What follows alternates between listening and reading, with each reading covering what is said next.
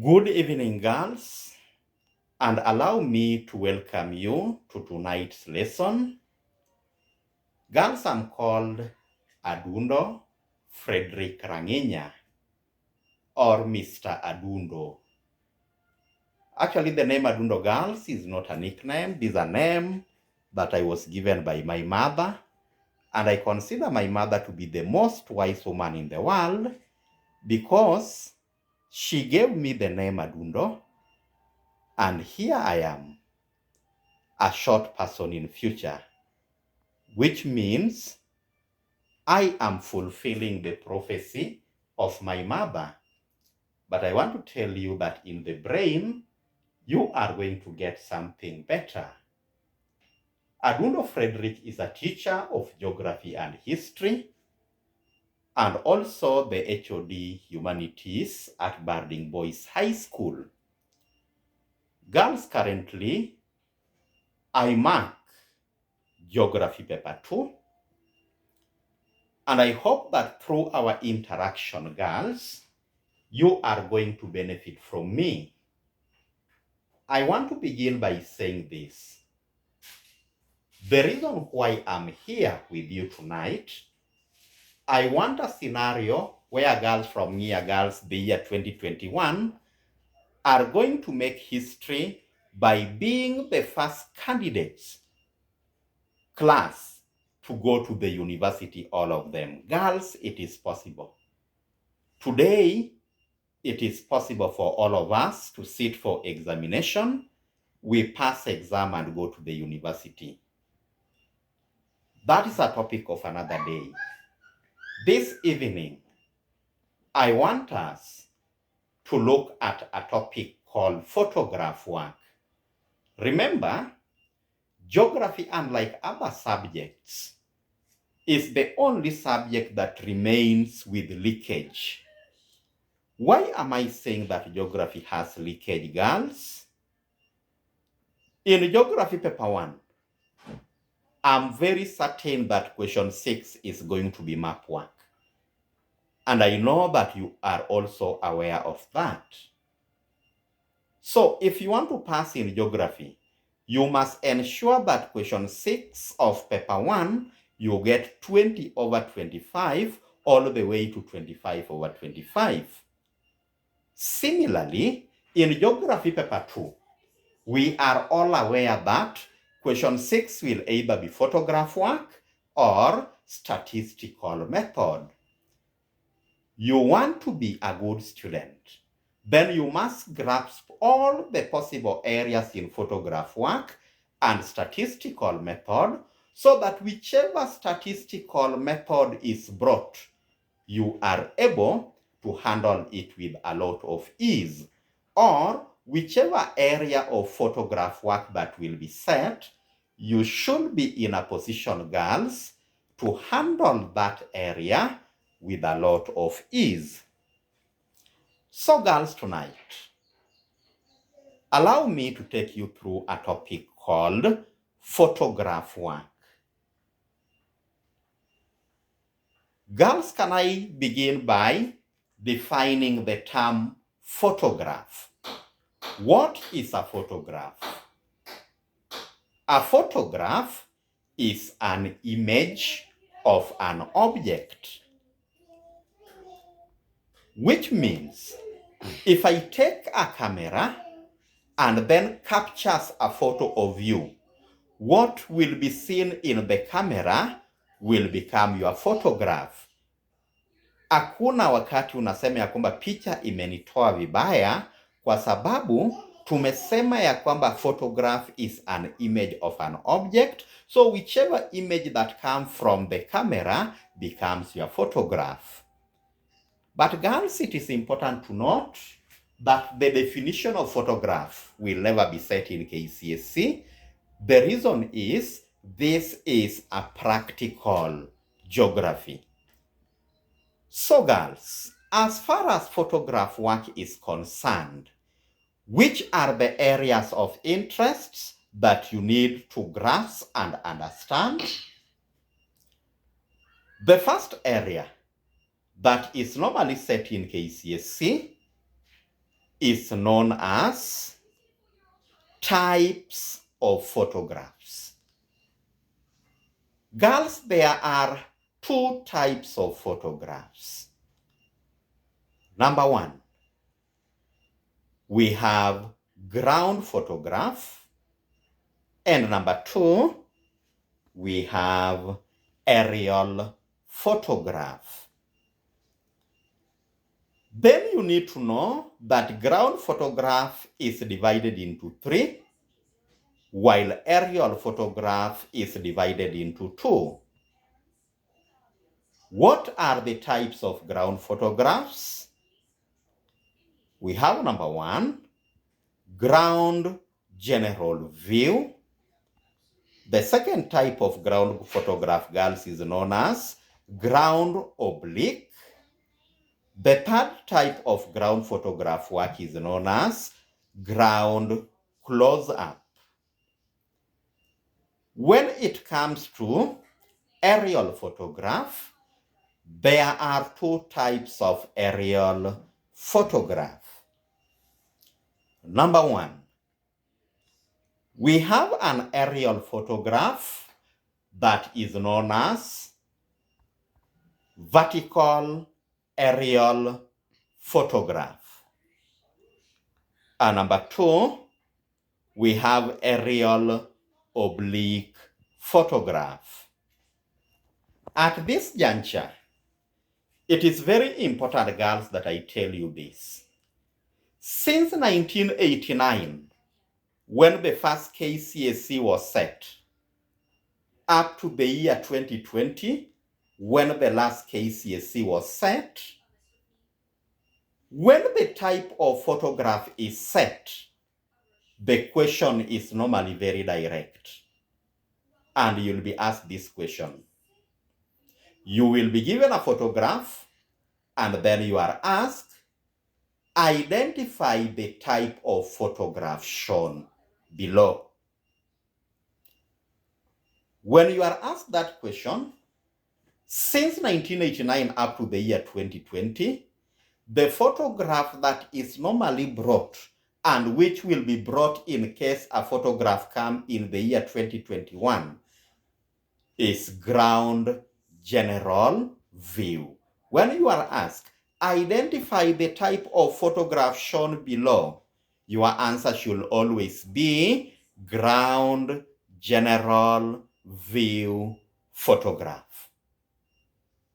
But nevertheless, can we just look at the meaning of the types of photographs that I outlined?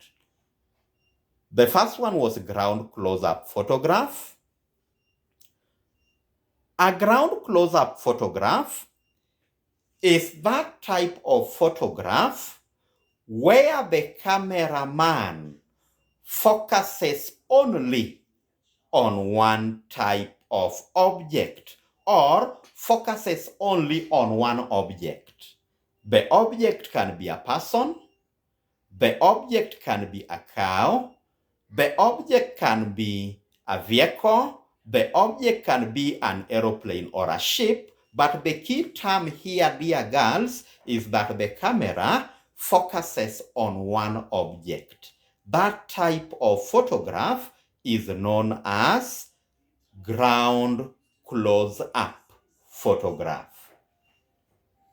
The second type of ground photograph, dear girls, is known as ground general view.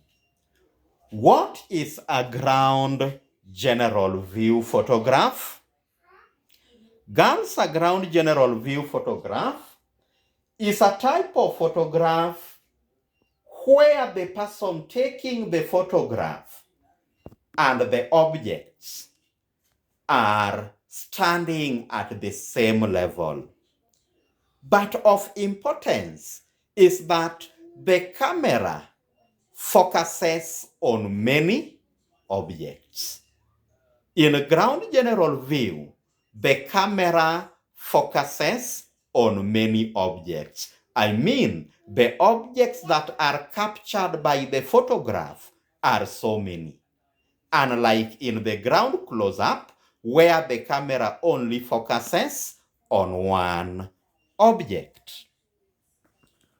After looking at ground general view, through the permission of your teacher of geography, Oumotieno, girls, allow me to take you through the third type of ground photograph. The third type of ground photograph, dear girls, is known as ground oblique photograph. What is a ground oblique photograph? Girls, this is a type of photograph where the person who is taking the photograph stands on a higher ground than the objects. The objects whose image is to be captured are normally on a lower ground, while the person taking the photograph is normally on a higher ground. Such a person can be on top of a building. Such a person taking the photograph can be on top of a tree, or the person taking the photograph, dear girls, can be on a top of a hill, so that the top of the objects and the sides of the objects are captured, unlike in the ground general view, where only the sides of the objects are captured. Girls, ground oblique photographs and ground general view photographs are similar in the sense that the images captured are so many, but the difference is that in the ground general view, only the sides of the objects are captured, while in the ground oblique photograph, both the sides and the top of the objects are captured. After looking at the ground photograph, can we move ahead and look at aerial photograph? Girls, aerial photograph are the type of photograph that are captured by either an aeroplane, either a hot air balloon, or either a satellite. And the images of the objects that are captured are on the ground. If the camera is vertically above the object that is being captured, girls, then the type of photograph that will be captured will be known as aerial vertical photograph, which only captures the top of the objects. What about aerial oblique photograph? These are photographs that is captured with a camera mounted on either an aeroplane or a hot air balloon at a certain angle, or the camera is inclined to the extent that the camera captures a wider area of view, and both top of the objects and the sides of the objects are captured, girls. Remember, I said that under types of photographs, since 1989 up to the time you are going to sit for KCSE, this is the question that you'll be asked. What type of photograph is shown? Those who set KCSE, they normally bring ground general view photograph. So the answer has always been ground general view photograph. What am I saying? You check all the photograph of the past KCSE, then you look at the question. Candidates have always been asked, what type of photograph is this? Then the answer has always been ground general view. Dear guys, teachers having known that in KCSE only one type of photograph is normally set, teachers told their candidates that anytime you see a photograph and you are asked to name the type of a photograph, you should always respond as ground general view. In the year 2007 and 2008, the same photograph of ground general view was brought. But now, the setters were very cunning. This is what candidates were asked. The following photograph is a ground general view, and all the candidates were caught unaware, asking themselves in an exam room, if our teachers told us that the answer will always be ground general view, how come we are now being told that the following photograph is a ground general view? And then the setters asked them, give reasons why it is a ground general view. That is an area that majority of candidates gets it challenging. Girls, when you are asked reasons why a photograph is a ground general view, what the setter is simply asking you, what are the characteristics of a ground general view photograph? So, even this year, if a photograph is brought and then you are asked, give reasons why the following photograph is referred to as a ground general view. It's a similar question to what Oumotieno set in the Super League Geography, where candidates were given a photograph and they were asked to give the characteristics of the photograph or to give reasons why the photograph was called ground general view. Girls, a photograph is called a ground general view for number one, it captures many objects or it focuses on many objects. When you are asked, give reasons why a photograph is a ground general view, your answer number one should always be it focuses on many objects. Your answer number two should always be the sizes of the objects progressively decreases from foreground to background. I'm introducing a new term called foreground and background. Parts of a photograph. In the parts of a photograph, we have foreground part, middle ground part, and background part. You look at the objects that are at the foreground. Foreground is that place which is closer to the cameraman. The sizes of the objects are normally the largest there. You look at the objects that are on the background. The sizes of the objects are normally smaller on the photograph, even as much as the objects may have the same size in the real life situation. And that is why we are saying this, girls, that characteristics number two, or the reason number two why a photograph will be called a ground general view is that the sizes of the objects progressively decrease from foreground to background.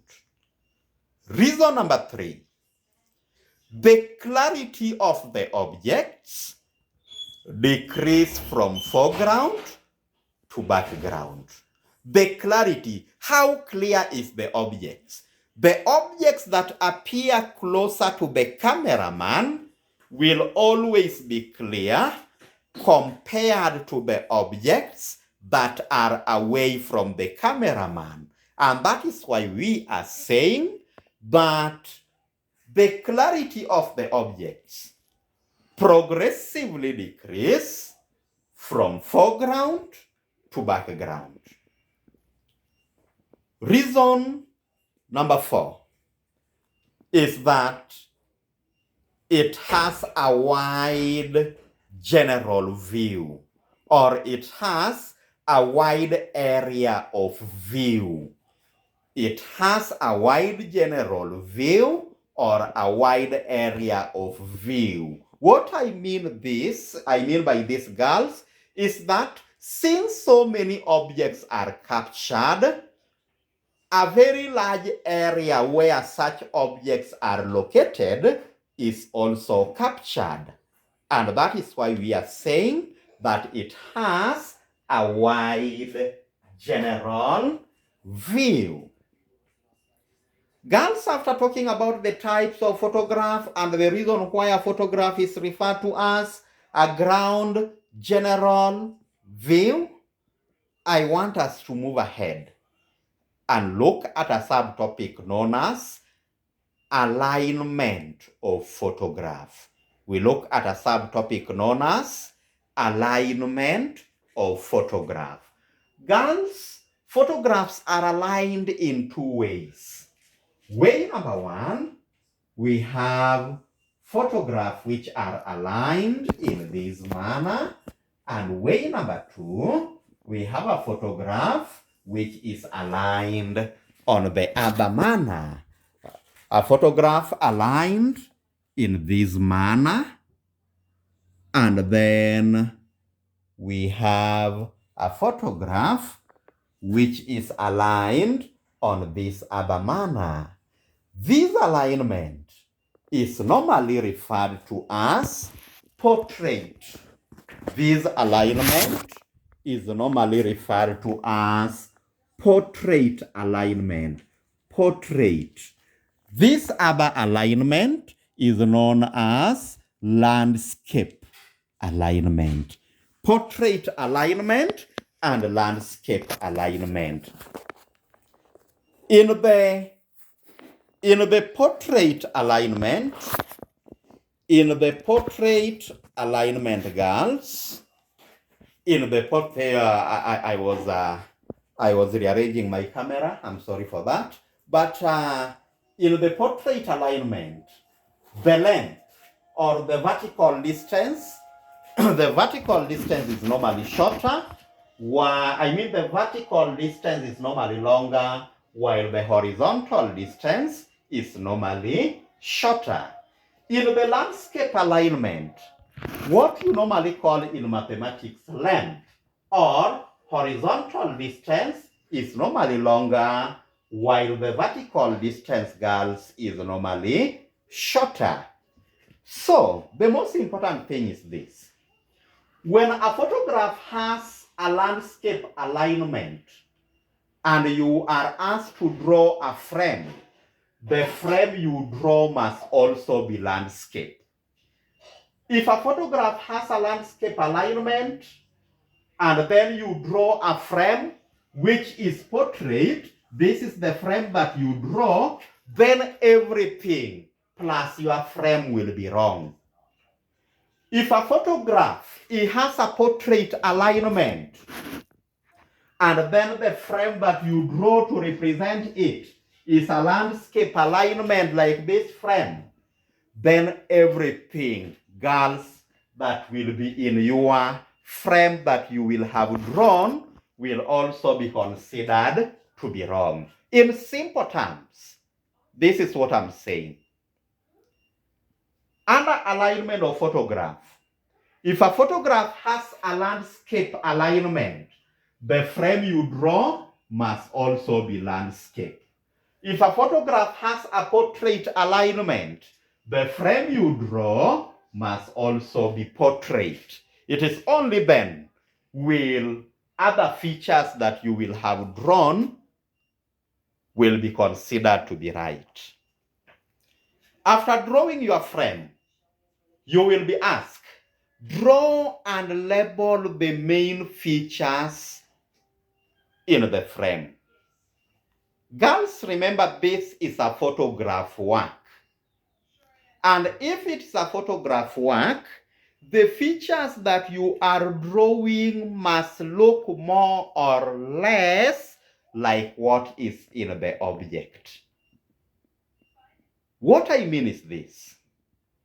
Maybe what was on the photograph is a tree, and then you are asked to draw a tree. You don't just come and draw something of this kind, and then you say that this is a tree. The image that you are drawing must look the same as a tree. If it's a vehicle, what you ought to draw must be a vehicle, girls. If it was a donkey, like ACSC of the year 2008, if you can check that, the image that you draw must be the image of a donkey.